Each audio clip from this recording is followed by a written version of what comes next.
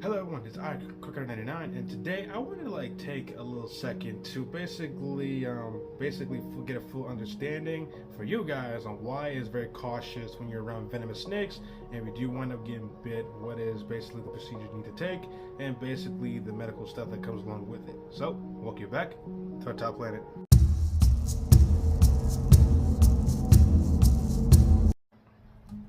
Alrighty then, so I want to take this time to inform you guys on the procedures you need to take when dealing with venomous snakes, especially in a wild setting, or if you know someone who keeps them as pets or for educational purposes. They definitely know these procedures, but for anyone who doesn't know, I think it's best to highlight that right now. So basically, so everyone knows, when they deal with a venomous snake, you're not supposed to be anywhere near it, not supposed to harass it, handle it, nothing, because many snake species do have venom capable enough to actually killing a person. So basically, that'll be like mambas, cobras, kraits, rattlesnakes, basically bushmasters, tree vipers. They have the potential to actually kill somebody with their venom.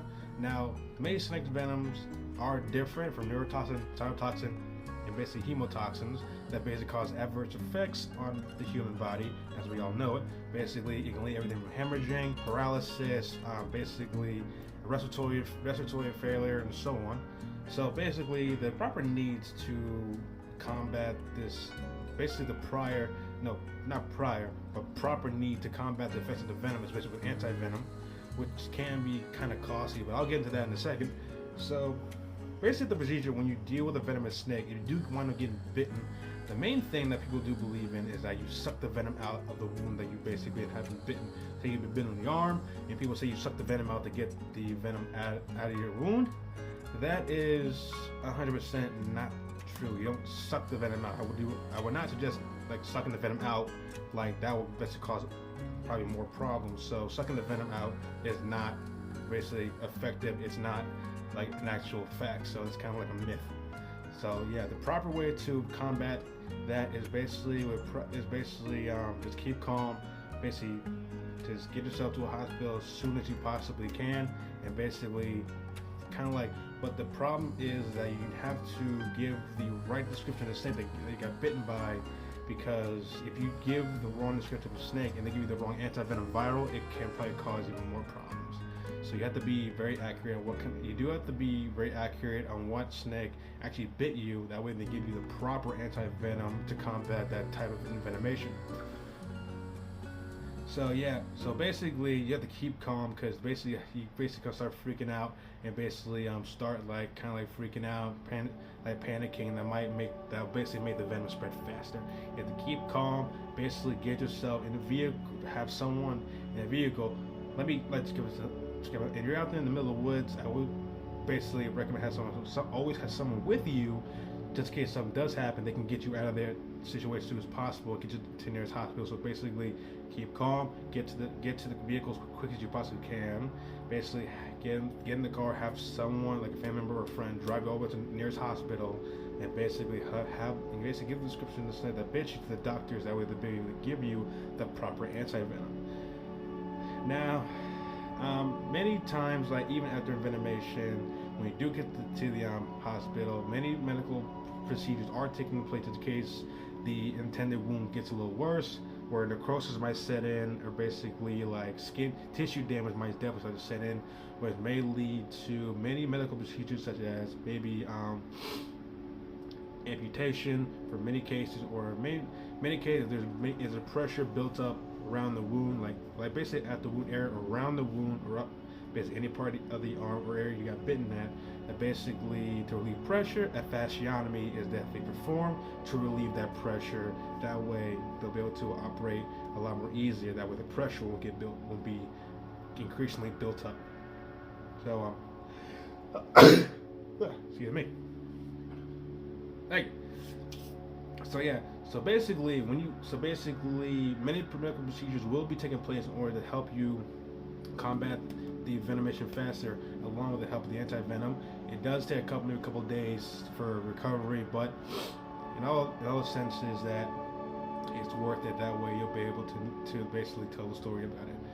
But I can't really stress enough that anti-venom can be rather expensive in medical costs, because basically, when I say this, like envenomation, they won't give you one vial for antivenom to help combat the envenomation. They may give you multiple vials of antivenom to get the full effect. Say like maybe 4 or 6 that are required to help combat the envenomation a lot more efficiently and effectively.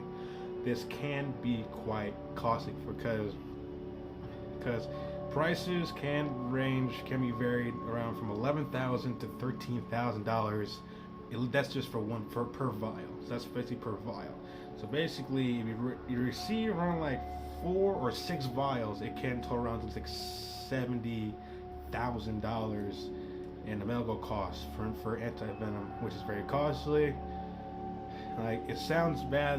It sounds bad, but like at the same time, it's like even for me, I don't want to see anybody going through that kind of pain. So it's basically like you know, at the end of the day, they want you to be better. They don't want you to be in so much pain. So it's best that you get better rather than sewage and get worse. So yeah, antivenom can be quite costly, but at the end of the day, it's worth it because it can help you save your life.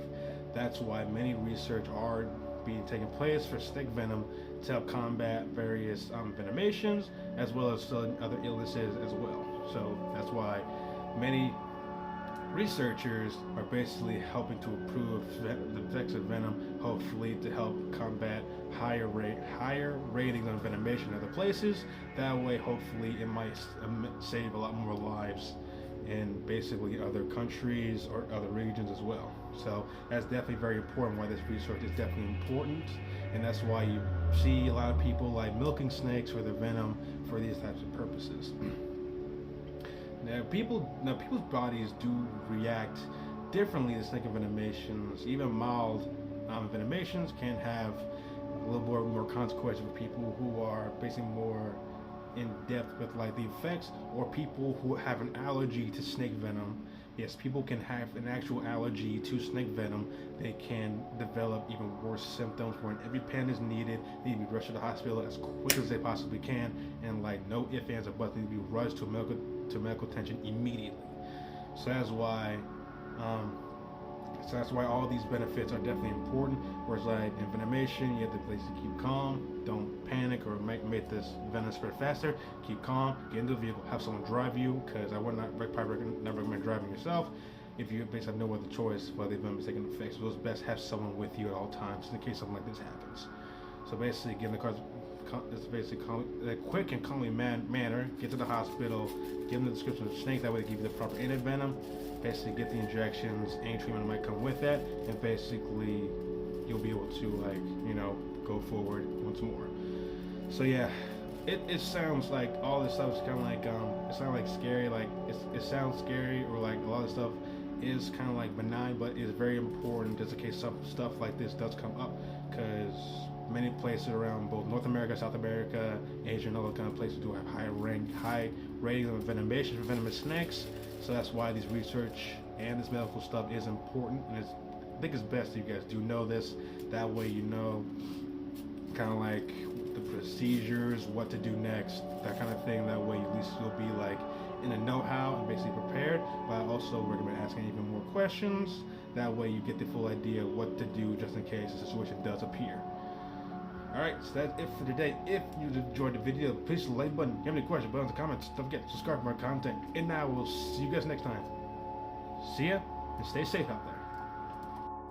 Hey, don't forget to subscribe for more content, follow me on social media, and I'll see you guys next time. Bye!